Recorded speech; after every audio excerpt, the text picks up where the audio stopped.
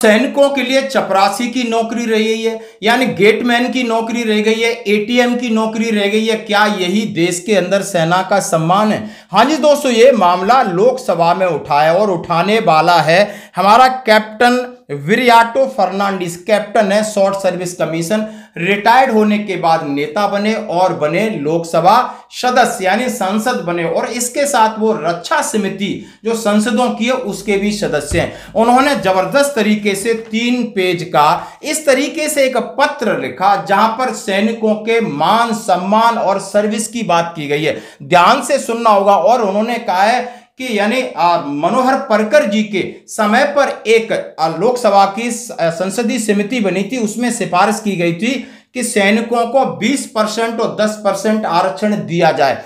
इसी के संदर्भ में उन्होंने माननीय अध्यक्ष रक्षा संसदीय समिति संसद भवन को चिट्ठी लिखा है 5 अगस्त को। आज समझ सकते हो 7 या 8 है, 2 दिन पहले लिखा है। उसमें लिखा है केंद्र सरकार की जितनी सेवा है, सार्वजनिक क्षेत्र हो, भूतपूर्व सैनिकों के लिए सम्मानजनक नौकरी की जरूरत है। उनका अपमान क्यों? क्या उनको इस तरह की नौकरी मिलेगी जहां उनका आत्मसम्मान गड़बड़ाए? चपरासी, सफाई कर्मचारी, गैंगमैन, ट्रैकमैन, ये पद अब सैनिकों के लिए रह गए। आखिर ये पहले क्या प्रावधान था? और इस चीज को देखते राज्य सरकार और केंद्र सरकार ने सैनिकों का रिजर्वेशन खत्म कर दिया और इसके ऊपर बहुत बड़ी रिपोर्ट उन्होंने लिखी, आपको सुनना होगा। इसके साथ उन्होंने इसके बारे में जो केंद्र सरकार को लिखा, माननीय अध्यक्ष जी को लिखा, उन्होंने कहा है मैं स्वयं एक गौरवान्वित सैनिक होने के नाते वर्तमान में आपकी कुशल अध्यक्षता में 18वीं लोकसभा की रक्षा संबंधी स्थायी समिति का सदस्य हूं। उनका अध्यक्ष जी, मैं सैनिक भी हूं भूतपूर्व और नेता भी हूं और जो आपकी रक्षा संसदीय समिति उसका सदस्य हूं। मैं ये कह रहा हूं कि पूर्व सैनिकों के साथ गंभीर और निरंतर भेदभाव हो रहा है। राष्ट्र के प्रति अपनी समर्पित सेवा बलिदान के बावजूद उन्होंने खून देकर के राष्ट्र की रक्षा की, लेकिन उनके साथ लगातार धीरे धीरे एक शोषण की प्रवृत्ति समाज में और हमारे सरकार द्वारा की जा रही है। बड़ा ध्यान दिया, 3 पेज का लेटर है। उन्होंने प्रस्तुत किया कि जैसे कि किसी भी सरकारी नौकरी में जो रिजर्वेशन कैटेगरी होती है, अनुसूचित जाति की, अनुसूचित जनजाति की, अन्य पिछड़ा वर्ग की, आर्थिक रूप से कमजोर और विकलांग, ये 5 कैटेगरी होती है। 6वीं होती है भूतपूर्व सैनिक।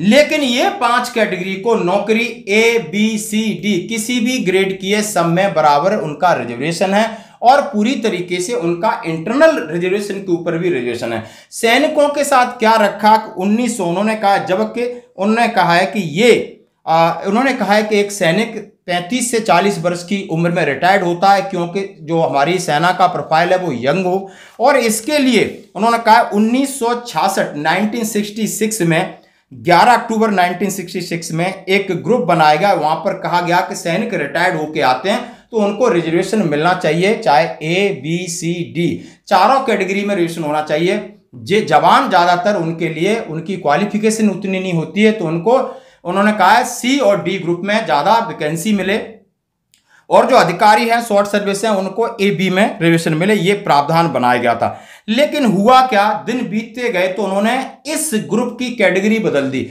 यानी जो D ग्रुप वाला था उसको C में कन्वर्ट कर दिया, C को B में कन्वर्ट कर दिया, B को A में कर दिया। लेकिन सैनिकों के लिए जो अब D रह गया उसमें सिर्फ आप चपरासी लगाओ, किसी के घर में झाड़ू पोछा लगाओ या आप गेटमैन बने रहो, इस तरीके की नौकरी रह गई जो कि सैनिकों के सम्मान के खिलाफ है। उन्होंने सीधा कहा है, यानी नीतिगत विरोध के परिणाम स्वरूप पूर्व सैनिकों के लिए आरक्षण का दायरा अब व्यवहारिक रूप से घट गया है और जो ग्रुप हैं आपने उसको मर्ज करने के बाद सैनिकों के लिए चपरासी, सफाई कर्मचारी आदि नौकरी रह गई हैं, जो कि पूर्व सैनिकों के मनोबल को तोड़ती हैं कहीं ना कहीं। इसलिए उन्होंने कहा जिस तरीके से आपने आरक्षण की नीति में जो कैटेगरी है अनुसूचित जाति, जनजाति, पिछड़ा वर्ग और डिसेबल, उनके साथ सैनिकों को पूर्व सम्मान मिलना चाहिए और चारों कैटेगरी में रिजर्वेशन मिलना चाहिए और केंद्र सरकार की नौकरी हो चाहे राज्य सरकार की, ये करना हो।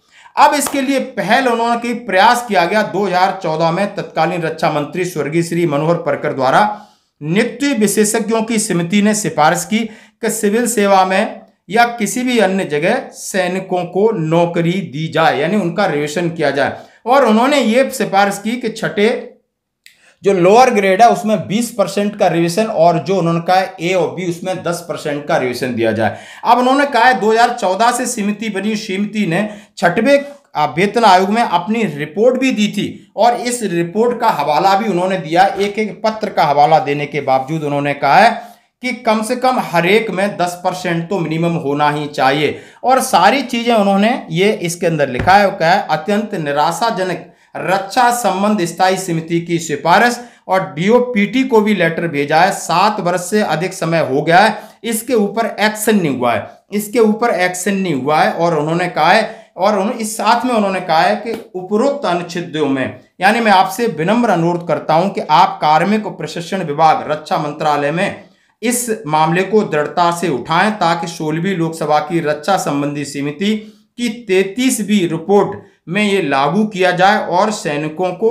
न्याय मिले। और कैप्टन बिराटो फर्नांडीज, रक्षा संबंधी स्थायी समिति के सदस्य, 18वीं लोकसभा। हाँ जी दोस्तों, ये बहुत बड़ा लेटर है, अंग्रेजी में हिंदी में जिसको चाहिए ले सकते हो। यानी ये प्रावधान, ये बात उन्होंने 5 अगस्त 2025 यानी परसों संसद के पटल पर रखी कि सैनिकों के साथ भेदभाव नहीं, क्योंकि सैनिक अपना पूरा जीवन कुर्बान करके आता है। यदि उसको सम्मानित नौकरी नहीं मिलेगी, वहां जाकर के आप एटीएम के बाहर बैठा होगा, और माना कि वो एक उसके पास लीडरशिप क्वालिटी होती है, और वो कहता है न्यू जनरेशन इक्विपमेंट हैंडल कर रहा है, एक वेल डिसिप्लिन्ड है, आप इसको नौकरी नहीं दे सकते, तो फिर आप क्या कर सकते हो? यानी ये देश में सहयोग करेंगे, समाज में सहयोग करेंगे, एक ईमानदार व्यक्तित्व होता है। ये सारी चीजें उन्होंने सैनिकों के बारे में रखा, ताकि सैनिकों को न्याय देने का वक्त आ गया है। और इस कोशिश के लिए मैं कैप्टन साहब को धन्यवाद देता हूं। नमस्कार।